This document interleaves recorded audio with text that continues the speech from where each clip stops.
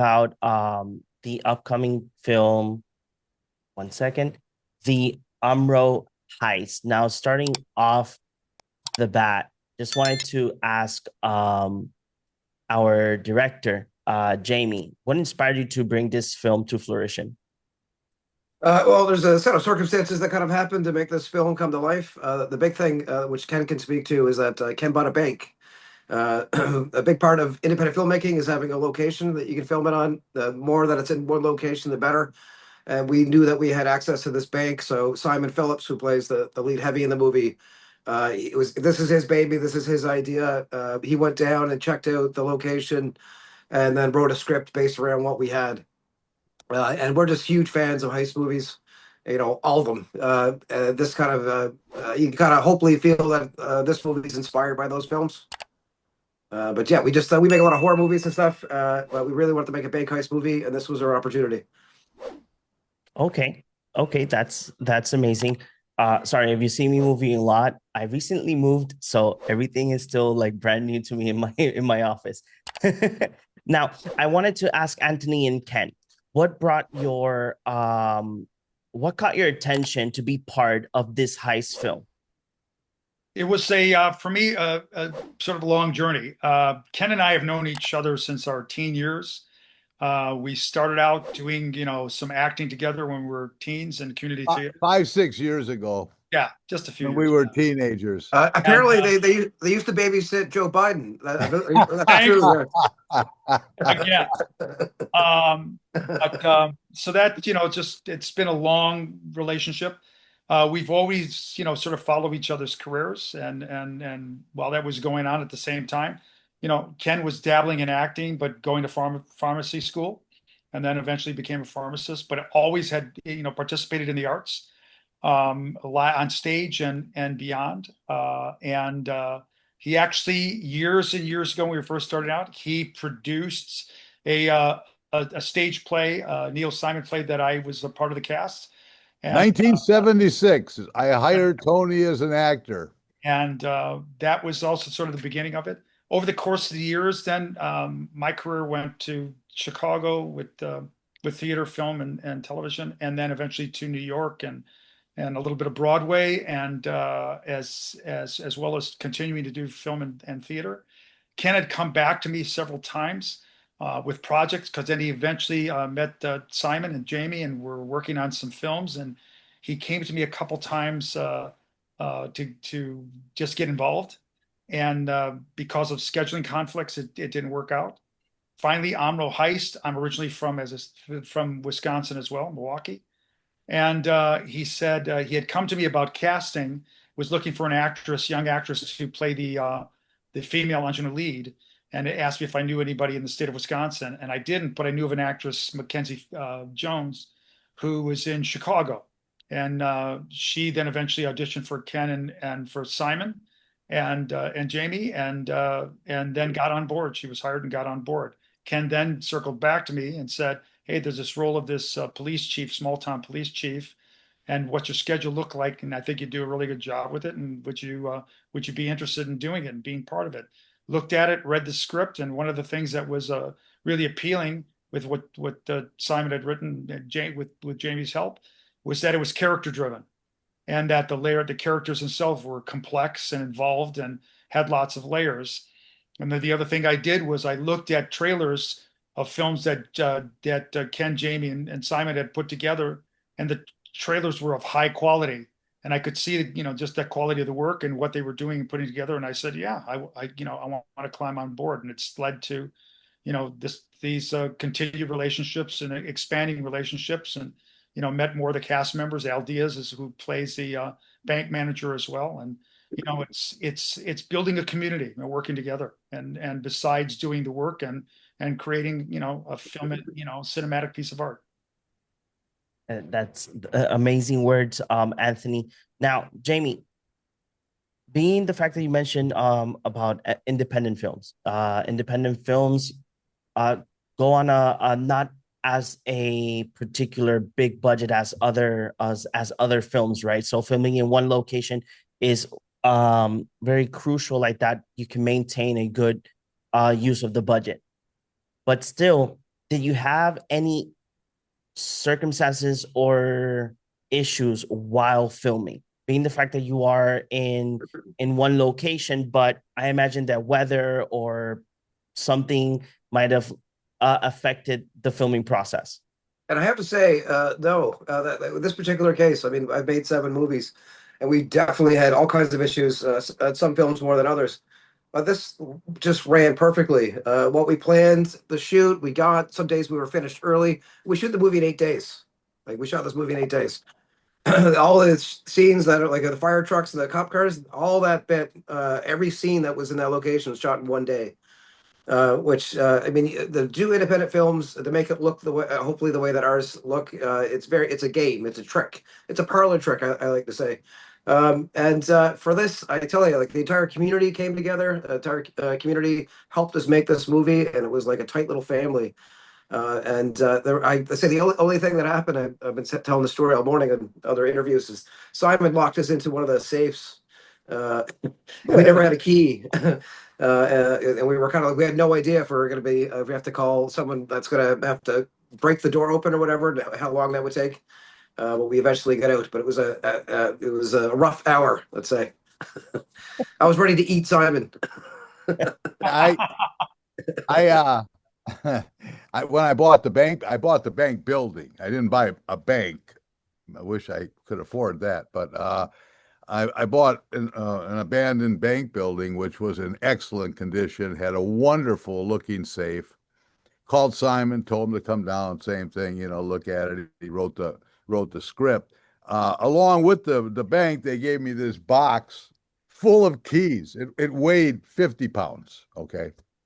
And so they were locked in that safe, and we had to rummage through this box with not even knowing if the right key was even in there. And so that took a little bit, but that was about the biggest time sucker right there. Yeah. The all the exterior scenes in back of the bank, which again, community help, wonderful. We had a fire engine with firemen and uniform policemen and police cars, EMS vehicle. A scene that would have been way out of our budget was put together effortlessly, really, with all the community help. The only thing on that day was all shot in one day, and that happened to be the coldest day of the shoot. And I really have to give Tony a lot of credit because It's cool. that poor guy was out in that cold weather in that nothing more than just a shirt. The thermal underneath. Unbelievable. I felt really bad, and everything came off really well. Unfortunately, on that day, the weather was absolutely perfect for filming, so it all worked out. Exactly. Now, can you all tell me like a favorite moment while filming that you guys treasure all the time, that you go back to that memory? I know that Jamie mentioned being locked up in in a vault, but is there any other memory that you guys just sit down and be like, yeah, this is something that I will continue remembering when we finish filming? Okay, let me go first. My favorite memory was the last scene in the movie because it was the first time that I really had a chance to sit down and have a long scene with my friend Tony. Um, like I say, many years. We started out doing theater, and I really never had a real good long scene with him, and that was fun because I trust him, and I didn't have any fear walking into that. It was kind of a rough scene because we all kind of exposed different layers of our character and threw them on the table. So that's one I'll always cherish.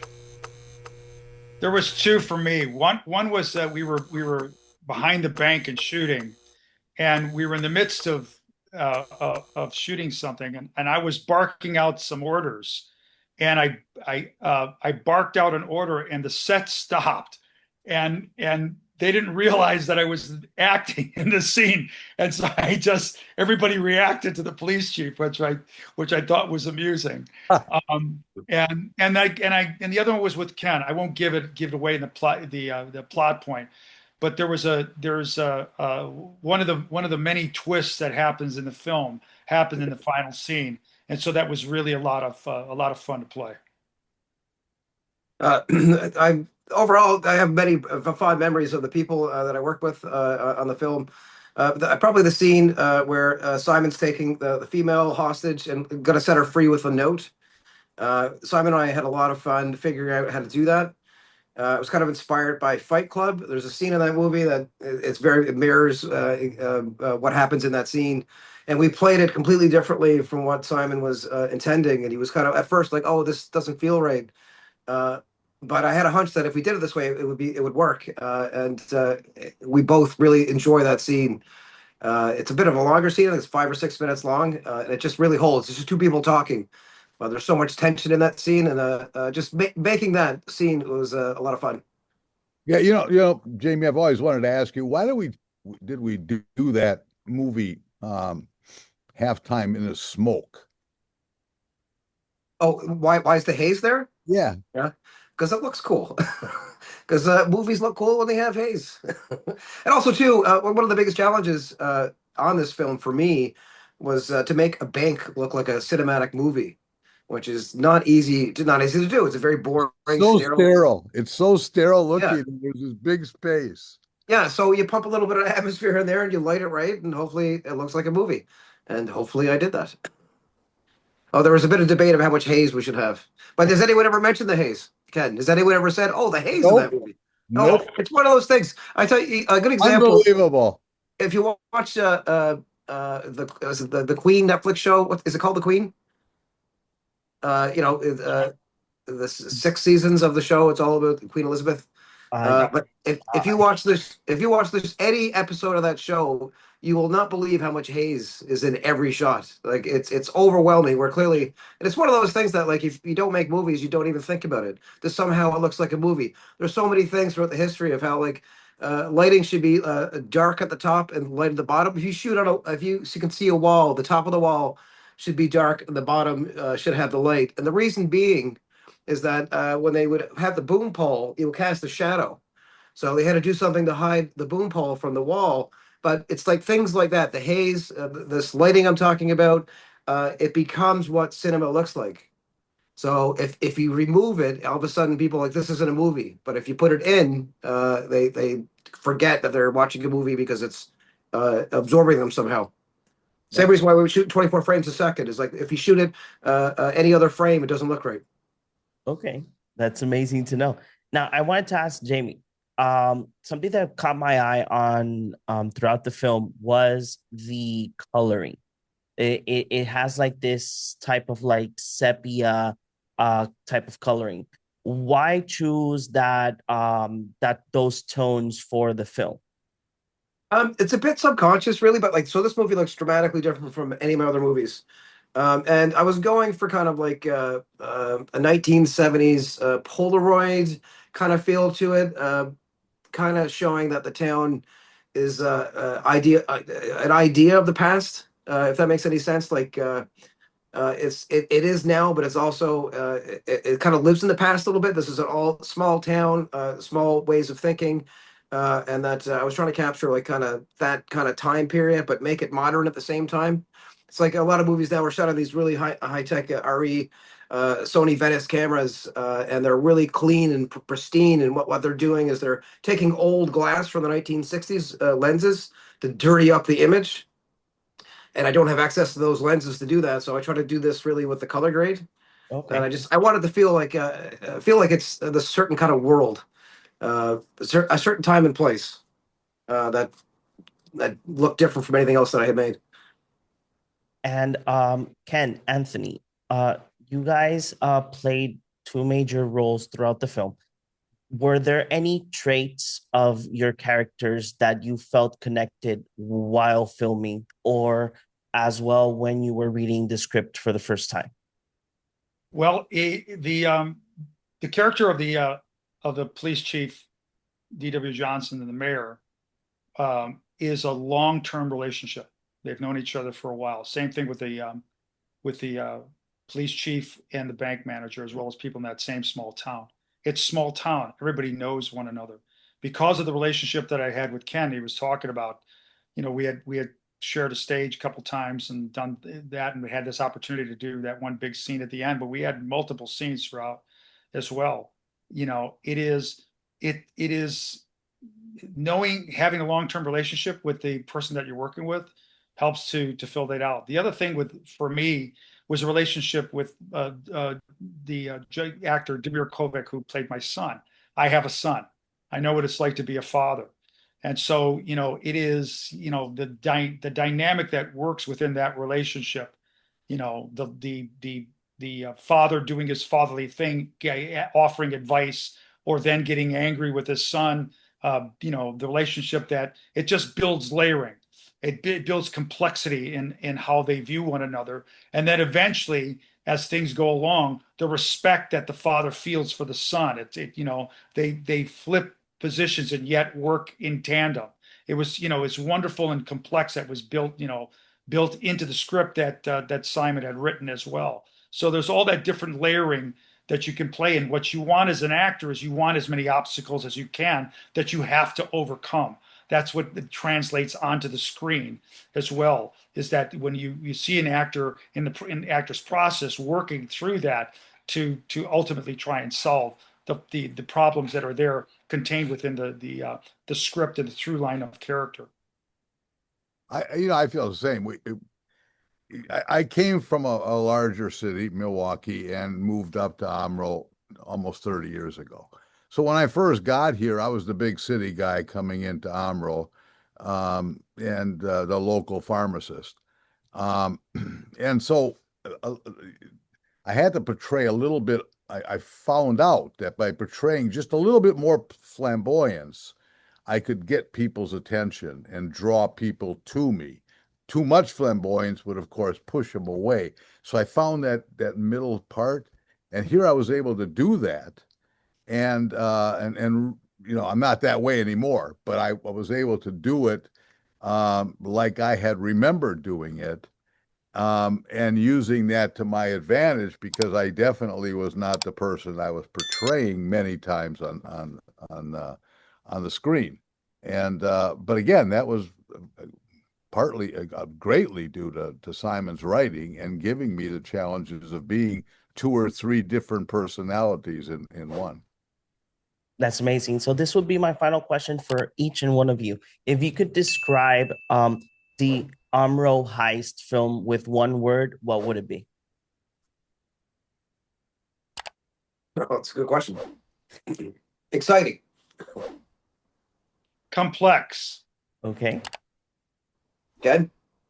Yeah, I think complex and not what you were expecting. Okay, thank you very much for each and one of you, Ken, Anthony, and Jamie, for giving us the time to talk about the film. And I hope to see you guys next time, maybe in another project. Thank you very much. Cheers. Thanks so much, Sean. Thank you. Bye-bye.